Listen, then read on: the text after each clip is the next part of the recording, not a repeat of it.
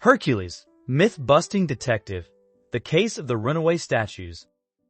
Hey there, myth adventurers. Ever wondered what a legendary hero does on his day off? Turns out, even Hercules has to pay the bills.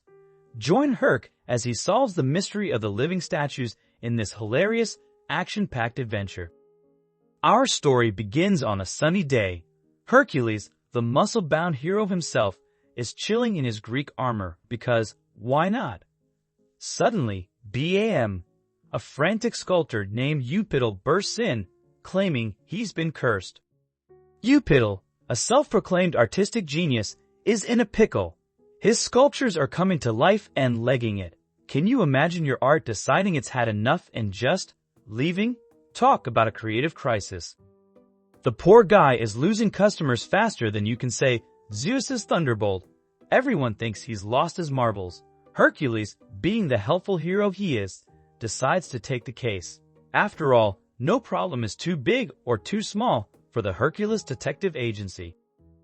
Hercules, ever the diligent detective, starts his investigation at Eupital's studio. It's a sculptor's paradise, filled with tools, stones, and the faint scent of artistic despair.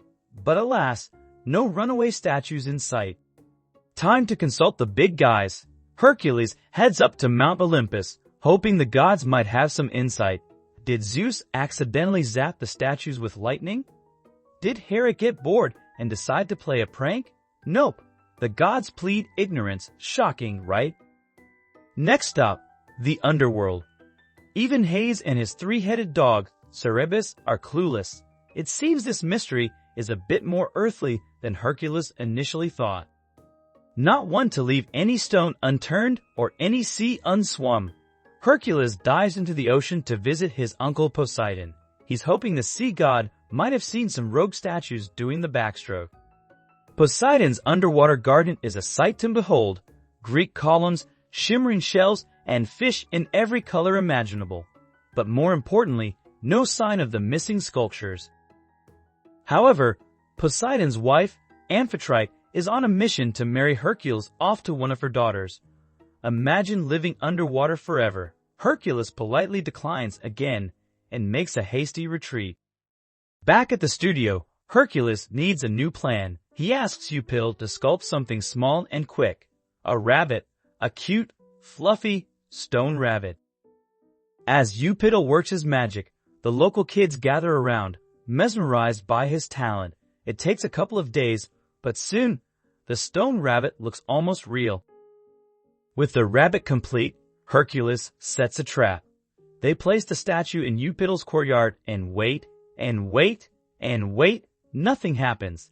This one is not alive, Hercules declares, slightly exasperated. That's because they only come alive when I'm sleeping. Eupital blurts out, facepalm. Hercules sends the sculptor off for a nap and sets up a stakeout, hiding in a nearby olive tree. Talk about dedication. Soon enough, two young boys sneak into the courtyard, carrying a live, wiggling bunny. They swap it for the stone rabbit and disappear into the night, busted. Hercules, ever the agile hero, leaps from the tree and follows them. This is getting interesting. The boys lead Hercules to another courtyard where he discovers the truth, a stone zoo. Lifelike animal sculptures are on display with a sign asking for donations. Mystery solved. Hercules confronts the boys who confess they've been trading live animals for stone ones while Eupital sleeps. They thought it was a fair deal. The boys explained they didn't want to bother Mr. Eupital, and they thought he wouldn't deal with a couple of kids like them. They were just trying to be fair.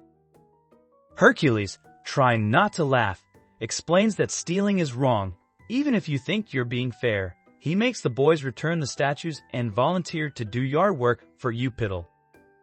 Eupital, relieved and flattered, isn't angry at all. He's just happy to know he's not cursed.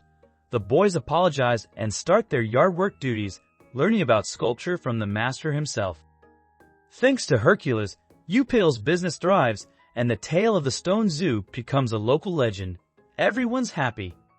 A month later, Hercules receives his payment, a life-size statue of himself. It's holding a stone sign that reads, Home of the Hercules Detective Agency. no problem too big or too small. Hercules proudly displays the statue, admiring Eupidel's talent. He officially names the case the Hercules Detective Agency, founded to help the Greek people case file the Stone Zoo. So, what did we learn today, young heroes? Even legends have to solve everyday mysteries, and sometimes the solution is as simple as a little bit of teamwork and a whole lot of olive trees. Now it's your turn to do your own investigations into our wonderful world. Subscribe to our channel for more detective adventures with Hercules.